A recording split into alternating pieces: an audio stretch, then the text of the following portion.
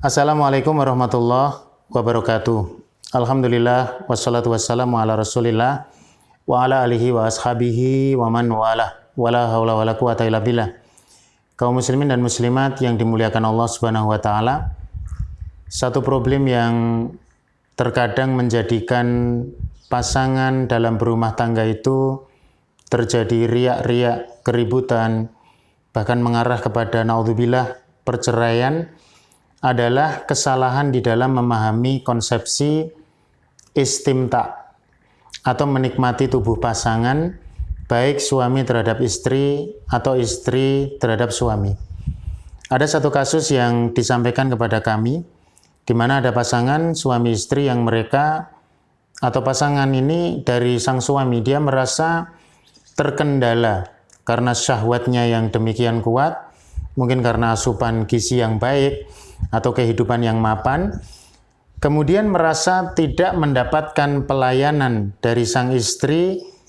Yang kita maksud di sini adalah pelayanan berjima atau berkumpul suami dan istri ketika istri sedang menjalani fitrahnya sebagai wanita didatangi tamu bulanan atau haid. Nah, kemudian ini jadi persoalan, sehingga ketika ada tanggal merah atau mungkin ada larangan untuk menggauli istri atau mendatangi istri, ini difahami sebagai satu larangan yang sifatnya itu mutlak, sehingga akhirnya kemesraan selama masa haid itu tidak terlaksana. Memang ini satu fenomena ya, satu fenomena ekstrim kanan, karena ada ekstrim kiri yang ngeri juga.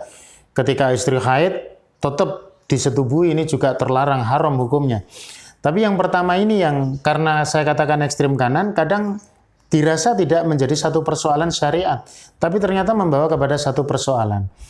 Jadi kaum muslimin dan muslimat yang dimuliakan Allah, dulu orang-orang Yahudi, ketika istri-istri mereka itu menjalani masa haid, mereka meninggalkan istri-istrinya sama sekali, bahkan makan bersama dengan istri, bergurau, bercakap-cakap dengan istri, mereka tidak mau. Mereka betul-betul meninggalkan istrinya itu. Tapi datanglah Islam yang kemudian mengatur persoalan ini. Bahwa ketika istri haid itu yang diharamkan adalah mendatangi istri pada kemaluannya, ya, atau melakukan jima. Tetapi tidak dilarang untuk melakukan kemesraan-kemesraan yang lain, atau dalam terminologi tadi kita sebut dengan istimta atau menikmati tubuh pasangan, termasuk dalam hal ini adalah istri.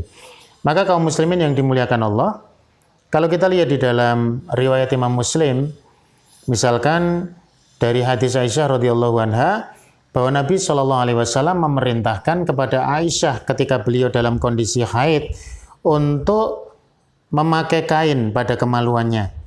Artinya kalau sekarang mungkin menutup dengan celana dalam atau mungkin dengan pembalut supaya tidak keluar darahnya dan supaya aman daripada sentuhan-sentuhan dan sebagainya. Dan kemudian Nabi SAW thumma yubashiruha, kemudian bermesraan dengan ibunda atau Sayyidah Aisyah radhiyallahu anha. Artinya apa? Hadis ini menjadi satu pedoman buat kita bahwa ketika istri itu dalam kondisi ada halangan atau dia didatangi haid, tidak terlarang untuk kita bermesraan dengan dia. Bahkan sampai pada tingkatan terpuaskan dengan istri. Karena Nabi SAW mengatakan, isna'u kulla syai'in illa nikah. Perbuatlah apapun yang halal terhadap istri itu kecuali berjima, kecuali mendatangi bagian kemaluannya. Maka tentu ini satu hal yang bisa menjadi pedoman bagi para suami. Ketika istrinya dalam posisi berhalangan, maka tidak ada persoalan sebetulnya.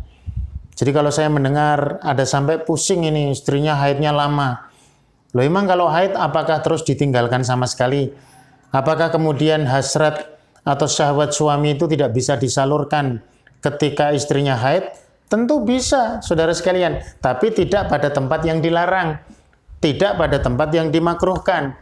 Jadi ada banyak bagian tubuh istri kita itu yang halal untuk bisa menjadikan hasrat suami itu tersalurkan. Tentu ini adalah bagian daripada kita mengupayakan untuk agar persoalan ini, istimta ini kita fahami secara utuh.